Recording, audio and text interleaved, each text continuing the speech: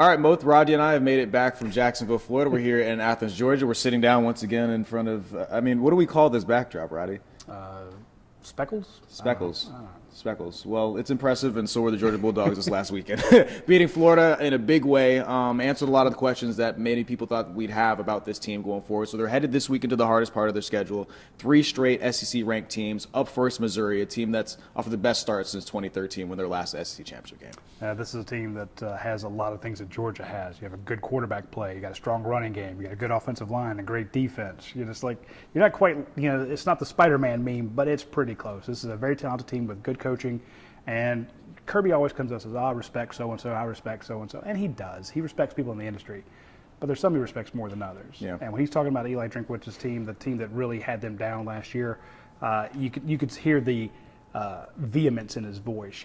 This is a man who, when he looks at Missouri, is like, this is going to be a challenge for Georgia. So I would just say he was more sincere than usual when talking about the challenge that Missouri poses. It wasn't lip service. It wasn't coach speak. He knows that he has a fight on his hand with Theo Weiss, Luther Burden, Cook, all those talented players over there. Because what does he like to do? He likes to have great skill players. Right. He likes to win in the trenches. What does Missouri like to do? They have great skill players. They win in the trenches. So it's going to be quite the battle. It's really been a surprise in what they've been able to do this season, but it really shouldn't have been, right? You see what Eli Drinkwich has been kind of building. You've got a quarterback there that has played a lot of games, and he's really a player that Kirby Smart also gushed over during this press conference on Monday. Yeah, Kirby just railed about him, just saying, look, he makes good decisions. He's played a lot of games, and he says, what makes you a good football team? Having a good quarterback. What does Kirby Smart want? He wants good quarterbacks. And I think he made a great point talking about all the decisions that have to be made throughout the game. Because you can see quarterbacks throw a game out of whack. Mm-hmm. They check into a run play. They get stuffed on third down. You lose the ball. Now all of a sudden the other team gets the ball, they score. You lost your drive, they've gained a drive. You're down basically a 14-point swing. Right. One decision. And the only guy that gets to make that decision on the field is the quarterback. Mm-hmm. So when Kirby's talking about, Cook is making good decisions or whoever's making good decisions, he means it because what does he put on Carson Beck? Carson Beck has to make good decisions, and Carson has been. He's been really, really good this year. And what we learned this last weekend is that he can look really good even without his best player. Yeah. And it looked like, Ladd McConkey might be a guy that could have been their best player if Brock Bowers wasn't on this team. He's unbelievable. SEC Offensive Player of the Week, and for good reason, coming off of an incredible performance against Florida. Yeah, and it's funny to hear all the national pundits go, he's faster than we thought. You clearly haven't been watching the games. Have you watched the Georgia game? This guy outruns people all the time. It's the same with Brock Bowers. People think, well, he's a tight end. Well, he can outrun a safety. Mm-hmm. That's what makes him the best player in college football. And he looked pretty good walking around Saturday. He's not going to be ready anytime soon, but he's not on crutches anymore. But not having Brock Bowers, that was a big question mark. Can you have a lead dog? Can you have that go-to guy? And it looks like it's Ladd McConkey. Yeah. Or maybe Dejon Edwards, to be fair. But Ladd gets the appropriate SEC Player of the Week award for having such a monster game against Florida. And they're going to need him this week because you might get – I don't know that you'll get to a shootout with Missouri, but it could happen. When you see Luther Burden, might be the best wide receiver in the nation. Yeah. He's really, really good. Georgia fought hard for him. I actually asked Kirby about that recruiting battle. Well, everybody wanted him. Georgia wanted him more than most, and they tried very hard to get him. And can you imagine having Luther Burden and Ladd McConkey and Dominic over there and that whole team. But hey, it could be scary. And you have a quarterback at Georgia who, through 8 games, is averaging 250 yards a game.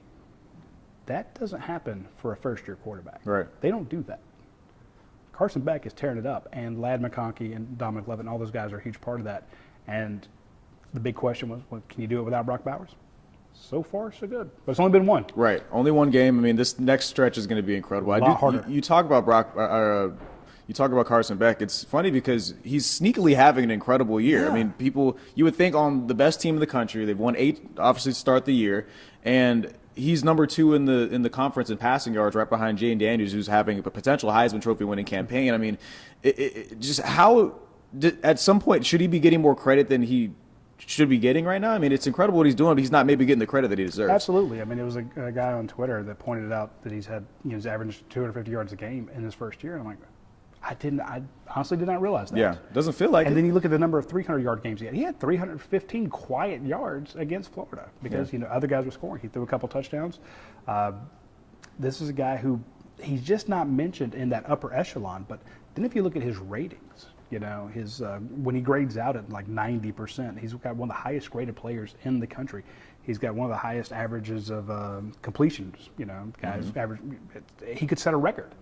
Where he's at right now would set a record for UGA completions in a season. Wow. Completion percentages.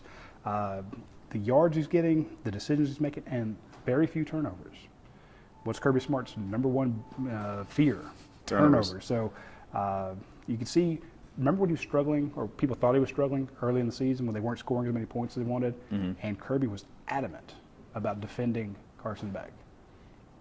That's what he saw in practice. Now we're seeing it in big games. Yeah, I mean, you mentioned turnovers. You see how quickly things changed for Florida in that game over the weekend, man. It can be very quick against a team like Georgia as well. This Georgia team gets to come back home for the first time in about a month. Last time they were at home, they had a ranked matchup. They blew out Kentucky in a big way, which really kind of set the tone for what we're kind of been seeing from this team over the last couple of weeks. What do they have to do, or what does it mean to be able to come back home against a Missouri team that, like you mentioned, had them on the ropes just last season? I mean, last year in Missouri, you're down 10 points with only 10 minutes left. Right. You had to pull that one out by the skin of your teeth. And you don't want to be in that same situation this year. Being back at home, though, look at what happens when these great teams, the Tennessees of the world, when Arkansas was ranked number 5 in the nation, when Kentucky comes down, and you have to play in front of Sanford Stadium. Yeah. And you got all those fans. You get down in front of that student section on the east part of the end zone, and it's loud. You can't hear yourself think. Kirby's taught these fans to really get into it. He's taught them how to affect the game. Georgia fans would cheer when good things happen in the past. It was a loud place to play, but it wasn't a maniacal place. It is now. Now it affects a football team. Kirby Smart's team only had 2 penalties on Saturday. Big. 2 that they put on themselves. It was 2 delay games they took on purpose. So they could have gone to 0. They could have had 0 penalties in the Georgia-Florida game, something that's never happened in the 30 years that I've covered it. Missouri is actually one of the more penalized teams in the SEC.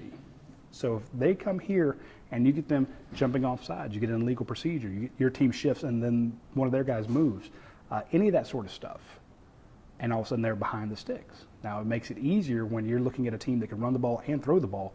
If they're 3rd and 8, well, you think they're going to throw. And if Georgia can get you behind the sticks, that's why they are one of the top defenses in the nation, because they don't let you convert 3rd downs. So the fans can help the defense stop a very powerful Missouri offense. So it's huge that they're getting back to Sanford Stadium. Which is cool because for so long it feels like the narrative at Sanford is that the fans aren't as into it, or they're maybe not elite. And they've shown over the last couple of years that. I mean, you think back on that Tennessee game last year. This ain't the wine and cheese crowd anymore. Oh, my goodness. That Tennessee crowd last year was incredible. That Sideways. Kentucky crowd came and did a good job as well. This weekend should be electric inside of Sanford. I'm surprised that Kirby Smart didn't start his entire press conference. We're going to need you at 3:30. Right. I mean, because he's done that in the past. He's laid the gauntlet down to the fans. And when you sitting up in the press box and you notice that they open the gates, the students come flying in 2 hours before kickoff, and they're packed in there and it's loud.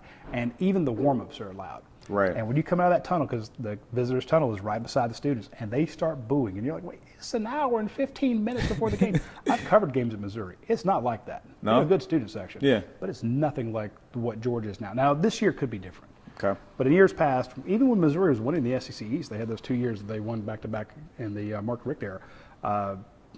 It was a very, I don't want to call it a casual crowd. It was a good crowd, but it wasn't playing at LSU. Right. It wasn't playing at Death Valley. It wasn't playing inside, going to the Auburn game. Right. Now they've become a major SEC powerhouse, so it's wild there. And Georgia saw that last year, up close and personal. Yeah. But when the opposing teams walk out there, and I mean Kentucky heard it when they came out. It was like boo. They're like, "This is going to be a long day." So Kirby will maybe in tomorrow's press conference, I can see him saying, "I want to challenge the fans to come out." Like it's a trump card. Yeah, I'm sure it's coming. At some point, he's going to ask the fans to come out, or it'll be something the social media team will be putting out a call for the fans. Funny enough, we are reaching the point where we're having our first college football playoff rankings of the year coming this week. Radi, as we go into these first rankings, Kirby Smart's going to say it doesn't really matter. They're playing whoever's in front of them. They know if they play and win their games, they'll be in the college football playoff. But the teams around them. I really don't think he cares. Yeah, he doesn't really. I caught that sense as well. Yeah. I mean, it feels like no matter who's in front of them, they just say, if we win, it doesn't really matter. Yeah, exactly. The teams around them, what have you kind of seen? Do you think there's going to be any kind of shakeup at the top? Do you think that Georgia will still be at 1? I mean, where do you kind of think things will land over the next couple of days? I think a lot of it will come down to the formula they always talk about. You know, the rankings committee, the playoff committee. They say that strength of schedule counts this much, and we take into effect who you beat and the people you beat. Who did they beat? And getting into all that, I could see a Michigan team or an FSU or somebody like that being ranked higher. Maybe an Ohio State. I mean, they have maybe the best, strength of schedule wins. Yeah, absolutely. So I could see them doing that, and it'll be great fodder for the aggregation websites that want to, say, why was Georgia not number 1? And, they'll feed the outrage machine for all these teams. And right. It'll get a lot of clicks, but it won't matter because what happens this Saturday will matter 1,000 times more than what happens on Tuesday. So all of a sudden, if Georgia has a loss against the Missouri team, well, then you didn't deserve to be there. Right. If you win it, okay, now you've got another ranked win, and maybe you should move up. But again, that won't matter the following week if you lose to Ole Miss. Correct. So it's everyone will have fun in it, and being in the industry, we love that weekly adrenaline drip to the fan base. Not at UGA Sports, but at other sites. I get that. But it won't matter, and that's why. And Kirby's like, I don't have time to worry about that. I got to worry about, are we going to be able to block a punt on this team? Are we going to be able to? Is there something that? Can we read anything from their safeties? Does this guy open his feet up when he's moving up towards the line? That's the type of stuff he's worried about. Well, look, I mean, they've done a lot over the last couple of weeks to really prove that they deserve potentially that number 1 overall spot. So we'll see on Tuesday. But he probably would prefer to be like 3 or 4. Honestly, because, I mean, you look at how often he's telling these guys, hey, these guys don't believe in you. I know you've been number 1 for a record amount of times. We won 2 titles, and they won't put us number 1. They're disrespecting you. Go out and beat Missouri's butt and show them. Right. So, and just like that. I can see him doing that. Exactly. It's Kirby Smart, man. Yeah. He knows how to get his guys ready. Motivation. Master of motivation. And roster management. And I'll be honest, winning at this point. Yeah. Dude's really good at it, man. Radi Nabulsi, UGA Sports.com. You did it again, man. I appreciate your time. My pleasure.